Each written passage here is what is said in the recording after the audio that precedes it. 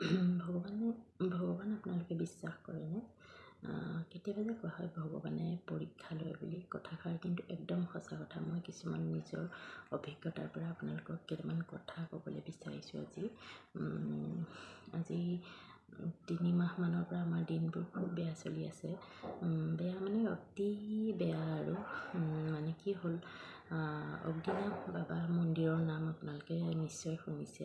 নাজিৰাত যে আছে, এতিয়া খুব চৰ্চাত আছে অগ্নিনাভ বাবাৰ মন্দিৰ। সেই মন্দিৰৰ লগতে জড়িত কেইটামান কথা মই আপোনালোকৰ লগত আজি শ্বেয়াৰ কৰোঁ বুলি ভাবিছোঁ। আজি মোৰ চেনেলত কোনো ধৰণৰ ব্লগ বা ভিডিঅ' মই শ্বেয়াৰ কৰিব বিচৰা নাই। আজি কেইটামান মোৰ নিজৰ অভিজ্ঞতা বা মই নিজে সন্মুখীন হোৱা কেইটামান কথাহে মই আপোনালোকৰ লগত শ্বেয়াৰ কৰিব বিচাৰিছোঁ। আচলতে কি হ'ল জানেনে, আজি 7-8 মাহমানৰ আগৰে পৰা মোৰ মানে কি হয়, মানুহজনৰ গাড়ীৰ বিজনেছ আছে। তেওঁ ৰেণ্টত গাড়ী দিয়ে বা এনেকুৱা ছেকেণ্ড হেণ্ড গাড়ীও আনি বিক্ৰী কৰে, এনেকুৱা ধৰণৰ বিজনেছ। কৰোণাৰ সময়তে সকলোবিলাক ড্ৰাইভাৰ এৰি দিয়া হ'ল যিহেতু। তেতিয়া মানে কি হয়, কৰোণাৰ সময়ত বিজনেছ বৰ ভাল নাছিল, সেইবাবে ড্ৰাইভাৰ যি আছিলে পাৰ্মানেণ্ট ড্ৰাইভাৰ সকলো এৰি দিয়া হ'ল। এতিয়া সেইকাৰণে এনেকুৱা হয়, কেতিয়াবা ড্ৰাইভাৰ বিচাৰি নাপায়, সেইবাবে তেওঁ গাড়ী কেতিয়াবা নিজেও লৈ যাবলগীয়া হয়। বা কিছুমান এনেকুৱা পাৰ্মানেণ্ট ভাড়া আছে যিসকলে মানে এওঁ গ'লেহে যায়, মানে মানুহজন গ'লেহে তেওঁলোকে যায়। ড্ৰাইভাৰৰ হাতত গাড়ী দিলে নাযায়, বিশ্বাসী মানুহ হ'লে ভাল পায় আৰু এওঁ গ'লে ভাল পায়, সেইবাবে কেতিয়াবা এওঁ যাবলগীয়া হয় মানে ভাড়া। সেইদে কি হ'ল, আপোনাৰ আজি 3-4 বাৰ 5 বাৰ মানেই হ'ব তেওঁ অগ্নিনাভ মন্দিৰলৈও তেওঁ গৈছে। বিশ্বাস কিন্তু বহুত কৰে, তেওঁ ভগৱানক বহুত বিশ্বাস কৰে। ৰাতিপুৱা গধূলি সদায় চাকি বন্তি জ্বলায়। গোঁসাই ঘৰো আছে আমাৰ, তাতো চাকি বন্তি জ্বলায়, ধূপ চাকি সদায় জ্বলায়। তেওঁ পুৱা গধূলি সদায় ভগৱানক বিশ্বাস কৰে, সেৱা কৰে। কিন্তু কি হয়, ভাড়াত গৈছিলে বাবে তেওঁ মন্দিৰত সোমাব পৰাকৈ কোনো ধৰণৰ সাজ পোছাক লৈ যোৱা নাছিলে, ধুতি চুৰিয়া লৈ যোৱা নাছিলে বাবে তেওঁ মন্দিৰত মানে নোসোমালে তেওঁ মানে গাড়ীতে বহি থাকিলে, চাকি তাকি তেওঁ নিদিয়াকৈ আকৌ সময় হ'লত তেওঁ আকৌ মানুহ লৈ পেলানি ঘূৰি গুচি আহিলে। সেয়াই কিবা এটা আমাৰ মানে দুখ হৈ গ'ল নেকি, মানে অগ্নিনাভ বাবা কিবা এটা অসন্তুষ্ট হৈ গ'ল নেকি আমাৰ ওপৰত।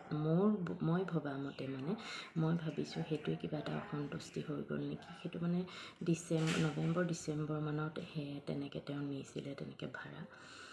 আপোনালোকক ক'লে আপোনালোকে বিশ্বাস নকৰিব, বহুত দিন বেয়া হৈ গ'ল আমাৰ জানুৱাৰী মাহৰ পৰা। জানুৱাৰী মাহৰ 23 তাৰিখে মোৰ মানুহজনৰ মানে স্প্লেণ্ডাৰ বাইকখন চুৰি হৈ গ'ল বহুত মনটো বেয়া লাগিলে, যিহেতু বহুত মৰমৰ আছিলে বাইকখন। অলপ পুৰণা কিন্তু হ'লেও মানে বহুত মৰমৰ, বহুত তেওঁ চাফ চিকুণকৈ বহুত ধুনীয়াকৈ ৰাখে। প্ৰতিটো বস্তুৱে গাড়ীখনো তেওঁ বহুত ধুনীয়াকৈ ৰাখে। গাড়ীবোৰো তেওঁ বহুত মানে প্ৰতিপাল কৰি ৰাখে, চাফা চিকুণকৈ ৰাখে। বাইকখনো বহুত মৰমৰ আছিলে।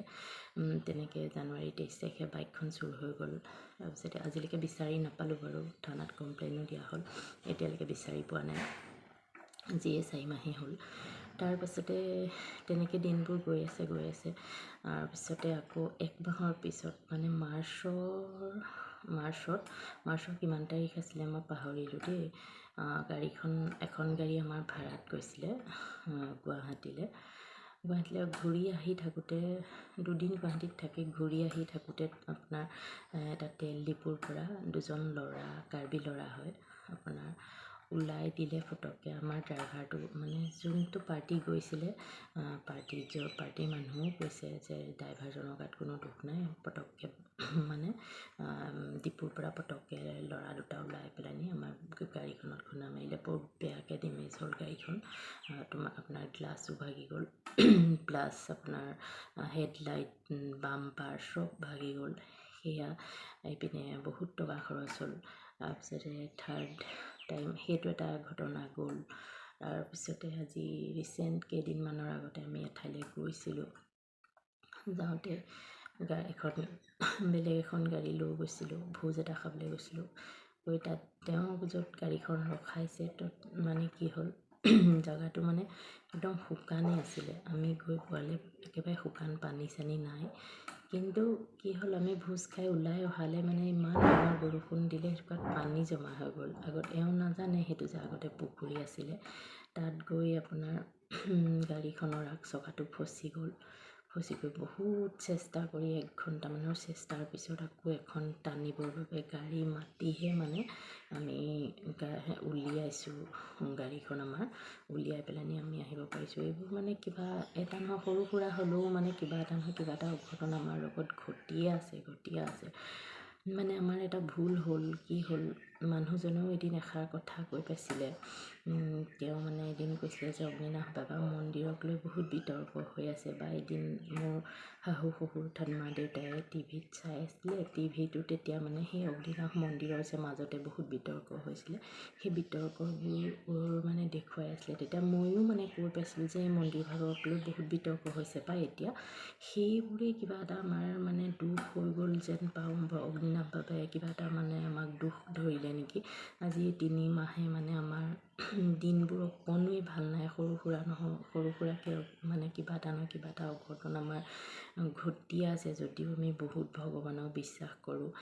তাকে মই আপোনালোকৰ লগত মানে অগ্নিনাভ বাবাই যাতে এইখিনিতে আমাক মানে খাম কাটে ইমানতে, আৰু যাতে আমাক কোনো ধৰণৰ অঘটন নিদিয়ে, তাৰ বাবে মই মানে তেওঁৰ ওচৰত প্ৰাৰ্থনা জনাইছোঁ। তেওঁ যাতে আৰু আমাক কোনো ধৰণৰ বিপদ নিদিয়ে। এইখিনি মই কথা আপোনালোকৰ লগত মোৰ অভিজ্ঞতাৰ পৰা মই যিখিনি মানে মই ভাবি লৈছোঁ, আৰু এইখিনি কোৱাটোৱে চাগে আমাৰ বা তেওঁ চাকি গছ জ্বলাই নহাটোৱে চাগে আমাৰ ভুল আছিলে নেকি। সেইবাবে চাগে অগ্নিনাভ বাবাই ইমানখিনি আমাক মানে কি ক'ম আৰু অশান্তি দিছে বা কষ্ট দিছে, বা আৰ্থিকভাৱেও বহুতখিনি লছ আমাৰ হৈ গ'ল। সেইবাবে মই এইখিনি কথা আপোনালোকৰ লগত মই শ্বেয়াৰ কৰোঁ বুলি ভাবিলোঁ। ভগৱানক যদি বিশ্বাস কৰে আপোনালোকে, তেতিয়াহ'লে আমিও বাৰু বহুত বিশ্বাস কৰোঁ, অগ্নিনাভ বাবাকো বহুত বিশ্বাস কৰোঁ। যাম এদিন তেওঁৰ চৰণত গৈ আমি ভালদৰে চাকি বন্তি জ্বলাই সেৱা কৰিম, যাতে গোটেইখিনি বিপদ বিঘিনি আমাৰ আঁতৰ কৰে। আজি মই আপোনালোকৰ লগত এই কথাখিনিকে শ্বেয়াৰ কৰিব বিচাৰিলোঁ। কিবা যদি ভুল হৈছে মানে আমাৰ, সেইখিনি যাতে ইমানতে খাম কাটে, সেইখিনিয়ে মই আৰু বিচাৰিছোঁ বাবাৰ ওচৰত।